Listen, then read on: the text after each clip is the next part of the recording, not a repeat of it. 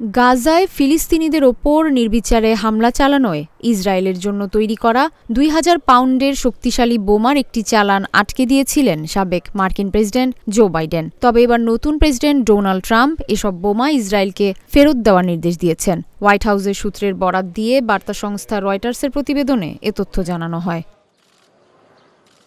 সম্প্রতি নিজের সামাজিক যোগাযোগ মাধ্যম ট্রুথ সোশ্যালে দেওয়া এক পোস্টে ট্রাম্প বলেন, অনেক কিছুই ইসরায়েল অর্ডার দিয়েছিল এবং এজন্য অর্থ প্রদান করেছিল, কিন্তু বাইডেন সেগুলো পাঠাননি। এখন সেগুলো ইসরায়েলের পথে রয়েছে। ট্রাম্প ও বাইডেন উভয়ই ইসরায়েলের ঘোর সমর্থক। গাজা যুদ্ধ শুরুর পর ইসরায়েলের পক্ষ নেওয়ায় তীব্র সমালোচনার মুখে পড়ে আমেরিকা। গত এক সপ্তাহ আগে গাজায় ইসরায়েল ও হামাসের মধ্যে যুদ্ধবিরতি শুরু হয়। ওয়াশিংটন বলছে তারা ইরান সমর্থিত জঙ্গি গোষ্ঠীর বিরুদ্ধে ইসরায়েলকে রক্ষা করতে সহায়তা করছে।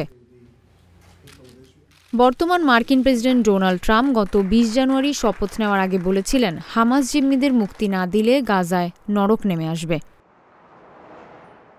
২০২৩ সালের ৭ অক্টোবর ইসরায়েলে হামলা চালিয়ে ২৫০ জনকে জিম্মি করে নিয়ে যায় ফিলিস্তিনের স্বাধীনতাকামী গোষ্ঠী হামাস।